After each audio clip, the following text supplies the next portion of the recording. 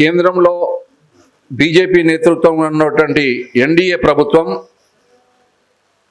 కార్మిక వర్గంపై అణచివేత ధోరణితోని ఉన్న హక్కుల్ని కాస్త కాళ్ళరాచివేసి గుత్త పెట్టుబడి సంస్థలకి బడా వ్యాపారవేత్తలకి అనుకూలంగా ఉండే విధంగా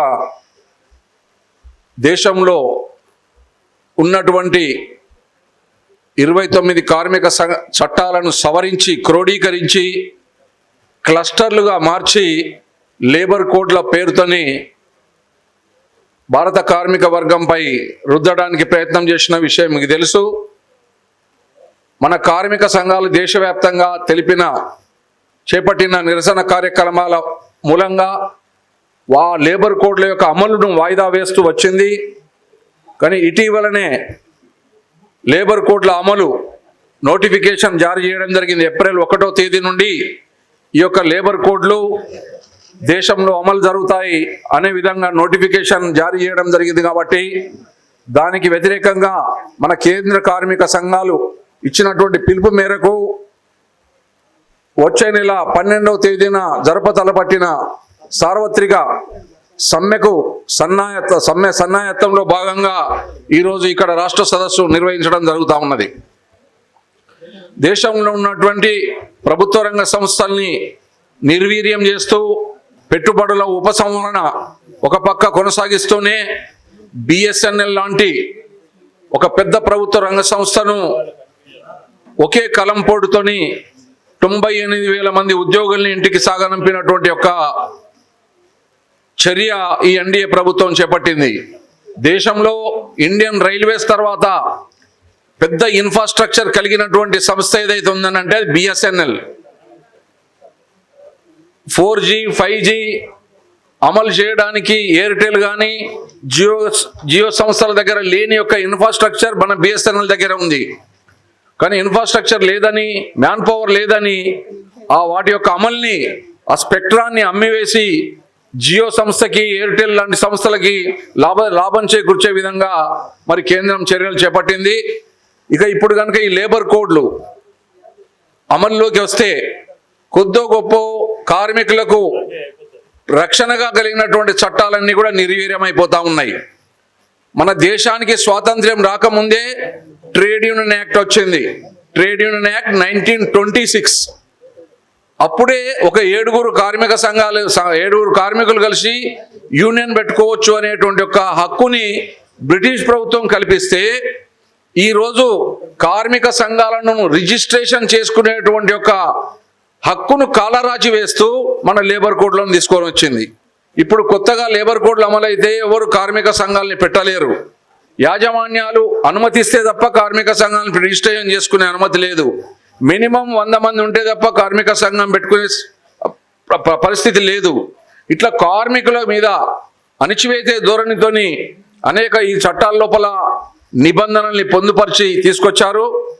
ఏదన్నా కార్మిక చట్టాలకు మార్పులు చేయాలంటే దేశవ్యాప్తంగా జాతీయ కార్మిక సంఘాలు వివిధ ఇండస్ట్రియల్ ఫెడరేషన్లకు ఉన్నటువంటి నాయకత్వాలతోని మాట్లాడి అనేక సదస్సులు జరిపించి వాళ్ళ మార్పులు చేర్పులకు వాళ్ళ యొక్క సలహాలు సూచనలు తీసుకొని కానీ అప్పుడు కార్మిక చట్టాలను మార్చాల్సినటువంటి అవసరం ఉండే.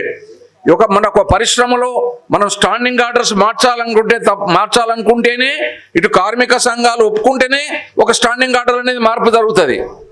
కార్మిక సంఘాలు గుర్తింపులో ఉన్న కార్మిక సంఘము, అన్ని రిజిస్టర్ అయిన కార్మిక సంఘాలు అన్నింటిని పిలిచి యాజమాన్యము ఈ ప్రతిపాదన చేస్తున్నాము, ఈ స్టాండింగ్ ఆర్డర్ని, ఈ నిబంధనలు మార్చబోతున్నాం అని చెప్పి కార్మిక సంఘాల ముందు పెట్టినప్పుడు వాళ్ళు ఆమోదిస్తేనే ఆ స్టాండింగ్ ఆర్డర్స్కి అమెండ్మెంట్ జరిగేటువంటి యొక్క పరిస్థితులు ఉండేవి. కానీ ఇప్పుడు ఈ లేబర్ కోడ్లు కనుక అమలు జరిగితే అలాంటి పరిస్థితులు ఉండవు. ఏకపక్షంగా ఏ పరిశ్రమలోనైనా స్టాండింగ్ ఆర్డర్స్ పెట్టుకుంటారు, ఏకపక్షంగా ఉద్యోగులను తొలగిస్తారు. ఇప్పటికే లేబర్ కోడ్లు పూర్తిగా అమలు కాకముందే వాటి యొక్క పరిణామాలు అనేటి ప్రభుత్వ రంగ సంస్థల్లో చోటు చేసుకుంటా ఉన్నాయి. ఇంతకుముందు ఒకసారి ప్రభుత్వ రంగ సంస్థలో ఉద్యోగం దొరికితే 60 ఏళ్ళ వయసు వచ్చే వరకు ఆరాంగా నౌకరీ చేసుకోవచ్చు అనేటువంటి ఒక ఉద్యోగ భద్రత, ఒక రక్షణ లాంటి కవచం లాగా ఉండేది. ఇప్పుడు లేదు అలాంటిది. టెన్యూర్ రిక్రూట్మెంట్ తీసుకొచ్చారు.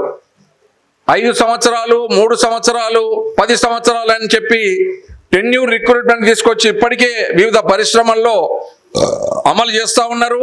మా దగ్గర ఎన్టీపీసీలో కూడా ఇప్పటికే 5 ఇయర్స్ రిక్రూట్మెంట్ స్టార్ట్ అయిపోయింది.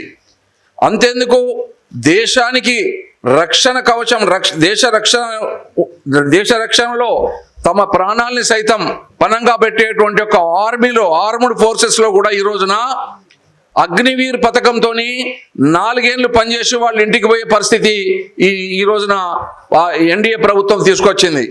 దాని మూలంగా దేశవ్యాప్తంగా మిలిటరీలో చేరి దేశ రక్షణ కోసం అంకితం కావాలనుకునే యువకులు కోపాగ్ని దావానలంలా దేశంలో వ్యాపించినటువంటి విషయం మీకు తెలుసు. మరి ఇప్పుడు ఈరోజు లేబర్ కోడ్స్ మనందరం సమ్మె చేస్తే ఆగుతాయా అంటే డెఫినెట్గా ఆగుతాయి. లేకపోతే వాడి యొక్క అమలు కొంచెం స్లో అయ్యేటువంటి అవకాశాలు ఉంటాయి. గతంలో రైతు హక్కుల పరిరక్షణ పేరుతోని, ఫుడ్ సెక్యూరిటీ పేరుతోని ముసుగు లోపల రైతు చట్టాలు ఏదైతే 3 రైతు చట్టాలు తీసుకొచ్చిండ్రో రైతులు వీరోచితంగా పోరాడి, ముఖ్యంగా Punjab, Haryana, north Indian states యొక్క బీహార్ స్టేట్లకు చెందినటువంటి రైతులు వీరోచితంగా పోరాడి ఆ రైతు చట్టాలని డ్రాప్ చేసుకునే విధంగా, విరమించుకునే విధంగా పార్లమెంట్లో స్వయంగా ప్రధానమంత్రియే మన భారత రైతాంగానికి క్షమాపణలు చెప్పి ఆ యొక్క చట్టాలను ఉపసంహరించుకున్నట్టు ప్రకటన చేయడం జరిగింది. ఇప్పుడు కనుక మన కార్మిక వర్గము ఐక్యంగా పోరాడి ఈ యొక్క లేబర్ కోడ్స్ అమలుకు వ్యతిరేకంగా మనం తప్పకుండా ఉద్యమిస్తే వీటి యొక్క అమలు ఆగిపోతుంది. లేబర్ కోడ్స్ కూడా డ్రాప్ అయ్యడానికి అవకాశాలు ఉన్నాయి. కానీ గతంలో పార్లమెంట్లో మన కార్మిక వర్గం పక్షాన మాట్లాడడానికి ఇటు లోక్సభలో అటు రాజ్యసభలో అనేక మంది ప్రతినిధులు, ముఖ్యంగా సిపిఐ, సిపిఎం పార్టీల నుంచి ఎన్నికైనటువంటి సభ్యులు మన భారత కార్మిక వర్గం యొక్క సమస్యల్ని పార్లమెంట్లో లేవనెత్తే అవకాశం ఉండేది. ఈ రోజున సిపిఐ, సిపిఎం యొక్క సభ్యుల సంఖ్య తగ్గిపోయింది. అలాగే స్వతంత్ర భావాలు కలిగినటువంటి వారి యొక్క సంఖ్య కూడా తగ్గిపోయింది. కార్మిక వర్గానికి సపోర్ట్ చేసే వారి యొక్క సభ్యులు కూడా తగ్గిపోయింది. కాబట్టి మన కార్మిక వర్గం యొక్క సమస్యల్ని పార్లమెంట్లో వినిపించే విధంగా నాయకులే కరువైపోయినరు. ఇకపోతే మనం ప్రపంచ కార్మికులారా ఏకం కాండి అని పిలుపునిస్తున్నాం. కానీ ఉన్న కార్మిక సంఘాలమే మనసు విప్పి ఒక్కటి అయి పోరాడలేకపోతా ఉన్నాం. వాటికి అనేక కారణాలు. రిక్రూట్మెంట్ లేకపోవడం ఒకటైతే, ప్రతి యూనియన్లో rivalry, inter rivalry, intra rivalry, ఇలాంటి అనేక సమస్యలతో మన భారత కార్మిక ఉద్యమం అనేది సన్నగిల్లిపోతా ఉన్నది.